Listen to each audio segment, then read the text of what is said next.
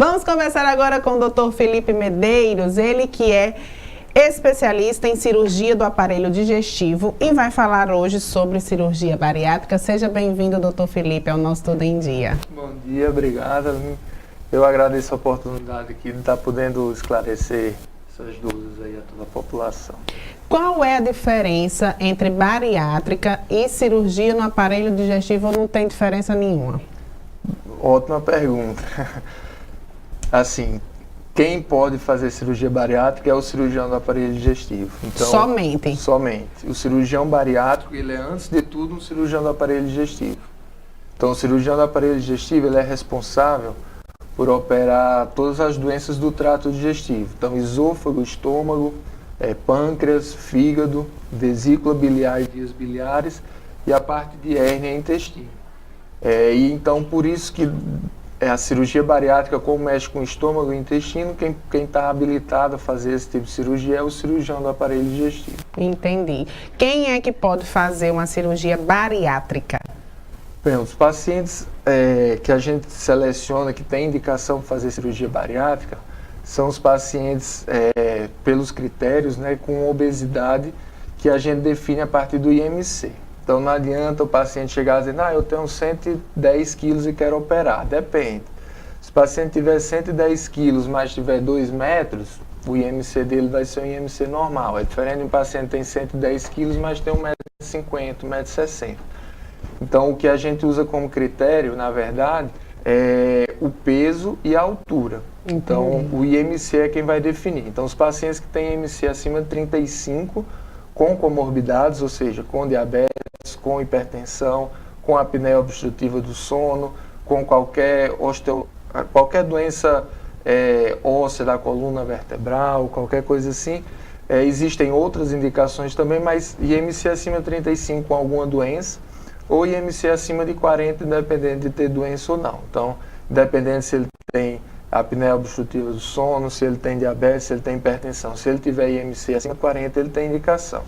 E atualmente, foi regularizado do ano passado para esse ano, existe a indicação de cirurgia metabólica.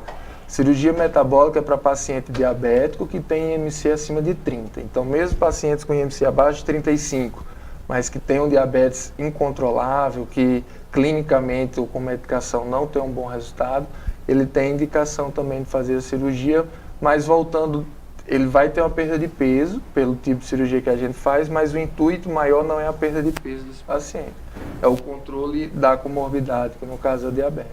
Então, o mito ou a verdade, quando a gente diz que a pessoa quer fazer, ou deseja fazer, ou tem a necessidade de fazer a cirurgia bariátrica para controlar a diabetes, isso é verdade? Isso é verdade. E isso é uma das principais indicações. Infelizmente, atualmente tem muita indicação por estética, gente que, eu estou acima do peso, vou operar. Assim, isso tem que ficar muito bem esclarecido que não é só isso. Porque é uma cirurgia, tem riscos, tem muitos riscos, inclusive, tem muitas complicações, não só no intraoperatório, como no pós-operatório. Então, os pacientes têm que estar cientes que a cirurgia bariátrica, originalmente, a gente tenta ao máximo indicar como saúde, como uma prevenção, como uma profilaxia, ou até mesmo como um tratamento para quem já tem todas as doenças envolvidas. Mas paciente que visa fazer a cirurgia por estética não é a indicação, certo? A indicação é resolução de diabetes, é resolução de hipertensão, resolução de apneia obstrutiva do sono. Então é uma cirurgia, é um risco que o paciente corre visando um benefício maior, que é perder peso, mas junto com a perda de peso, ter resolução dos outros problemas de saúde.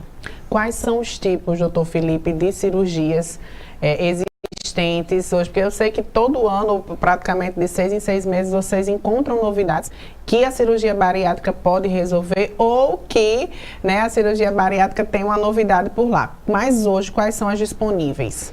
Existem 4 tipos de cirurgia, que 2 são as mais utilizadas, mais realizadas, e 2 são pouco realizadas com indicações bem restritas. Então existe duodenal switch e o bypass, que não é o bypass clássico, é um outro tipo, que eles são bem mais restritos. O que a gente utiliza cotidianamente, mais rotineiramente, É o bypass gástrico Y de Roux e o sleeve. Que significa, é o que corta, é o que grampeia. Pode falar aí quando na linguagem popular. Na verdade, os dois grampeiam, só que a diferença é que o bypass, a gente grampeia um tamanho menor, a gente faz um estômago de tamanho menor e tem uma costura do intestino com o estômago. Enquanto que o sleeve, que é a gastrectomia vertical, é só grampeado, não tem costura. Entendi. Certo? Então, o sleeve no mundo hoje em dia é a mais realizada, no Brasil ainda é o bypass, mas a tendência é que o sleeve ultrapasse. Porque ela é mais prática, ela é mais rápida de ser realizada, ela não tem costura, ela preserva mais a fisiologia, então fica mais normal, a anatomia fica mais normal, a fisiologia fica mais normal. Então, a tendência é que essa seja mais realizada ao longo do tempo. O bypass ele ainda é muito bom, principalmente para pacientes que têm muitas comorbidades, como hipertensão e diabetes. Então, ele tem uma resolução melhor desses problemas. O sleeve tem também por outros mecanismos, mas não tão bom quanto o bypass. E, assim, a tendência é que realmente o sleeve ultrapasse pela comodidade para o paciente, para o cirurgião. Não é que tenha menor risco de complicação. O risco de complicação existe igual nos dois. Mas como tem menos costura, teoricamente é uma cirurgia um pouco mais tranquila de ser realizada. Quais são essas complicações pós-cirurgia e até mesmo antes, né? Porque a gente sabe que, como você falou, tem muita gente que não tem noção e faz por estética, faz, né, por qualquer motivo. Quais são as complicações, pode dizer, de antes e após? As complicações principais, se a gente fala muito de complicação do intraoperatório e do pós-operatório. No intraoperatório são complicações de todas as cirurgias. Então tem risco de sangramento, tem risco de precisar, hoje em dia a gente faz por vídeo, que é a laser, aquela dos furinhos.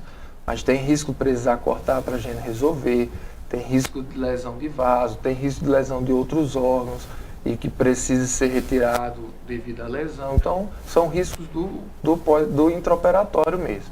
Do pós-operatório, o principal risco é fístula.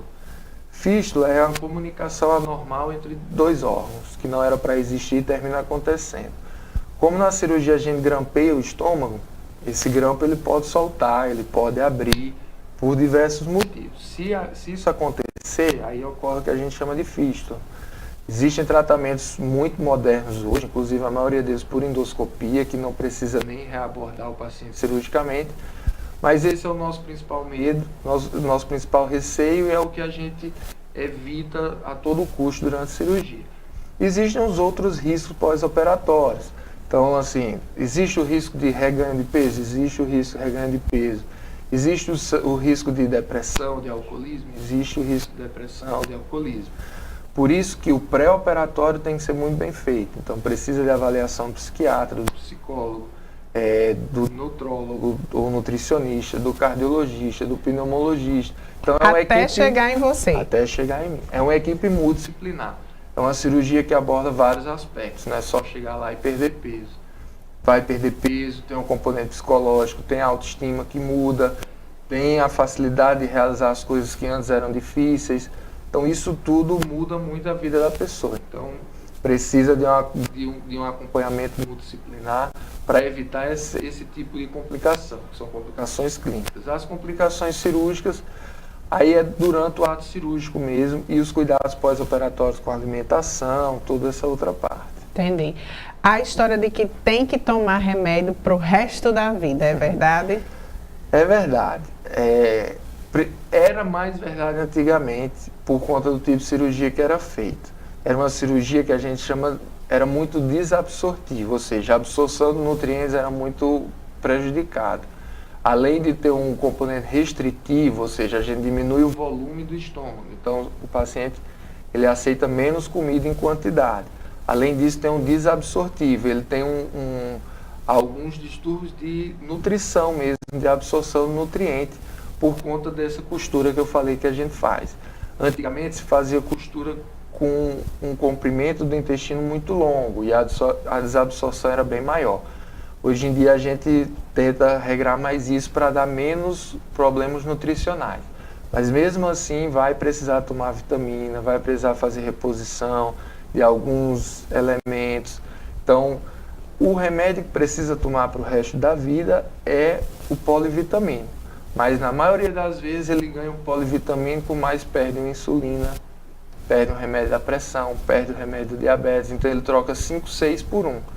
Então, acho que é válido. É, sim, com certeza. Para ficar saudável, tudo é válido. Doutor Felipe, para a gente encerrar, quais seriam as dicas, né, para as pessoas que estão com sobrepeso, para as pessoas que estão obesas, enfim, para aquelas pessoas que estão realmente precisando ou querendo muito fazer essa cirurgia? O que é que elas devem fazer? Primeira dica é procurar um médico, inicialmente procurar um endocrinologista, o seu nutricionista, porque sempre o tratamento clínico é melhor, certo? Apesar de ser cirurgião, de realizar a cirurgia, mas a cirurgia é a última saída. Então procura o médico, procura o endocrinologista, conversa com ele, tenta realizar um tratamento clínico, dieta, exercício físico é importantíssimo. Para todos. Principalmente se o paciente tiver esse hábito antes da cirurgia. Então, se o paciente já é um paciente que faz exercício físico, segue uma dieta bem estabelecida, mas mesmo assim não tem perda de peso suficiente, aí é um paciente que a gente tem sim que conversar a respeito de cirurgia. Então, o paciente, a principal dica é: tente controlar o seu peso e controlar a sua saúde de forma clínica, com exercício físico, com dieta. Se for impossível, se não conseguiu, se as suas comorbidades estão exacerbadas, se seu diabetes é de difícil controle, sua pressão é de difícil controle, estão relacionados ao problema da obesidade, aí sim, a gente vai tentar fazer uma abordagem cirúrgica para resolver. Mas o ideal e o essencial é que a perda de peso ela seja conseguida com exercício físico e dieta, certo? Entendi. Com orientação profissional. E só então, depois de um certo tempo dessa tentativa, se não houver sucesso, que a gente pensa em cirurgia. Eu gosto desses médicos que falam dessas possibilidades, né, de não cirurgia, porque, como você bem falou, né, eu não consigo chamar ele de senhor, como você bem falou, não tem, se tem outras possibilidades, por que ir para um que é muito arriscado, né, que é uma cirurgia? Cirurgia a gente sabe que é sempre cirurgia. A anestesia geral também, né? Anestesia geral, porque a cirurgia é videolaparoscópica, a laser, né, então tem que ser anestesia geral. Entendi. Não entra por aqui, não é por aqui, né? É por aqui. Ai, Jesus. Meu doutor Felipe, muito obrigada pelas suas informações. Espero que, né, venha outras vezes aqui para falar mais, né, sobre essa parte digestiva, do aparelho digestivo, que a gente sabe que o alimento, ele tanto é veneno quanto é remédio, né? Exatamente. A alimentação saudável e exercício físico é essencial para todo mundo. Obeso ou não é essencial. É essencial para quem não é, para evitar ser, e é essencial para quem já é obeso, para tentar controlar essa obesidade e perder peso. Que coisa boa. A gente conversou aqui com o Dr. Felipe Medeiros, ele que é especialista em cirurgia do aparelho digestivo, e conversou hoje com a gente sobre cirurgias bariátricas e também outras dicas, outros mitos, né, e verdades sobre tudo que está relacionado à cirurgia bariátrica.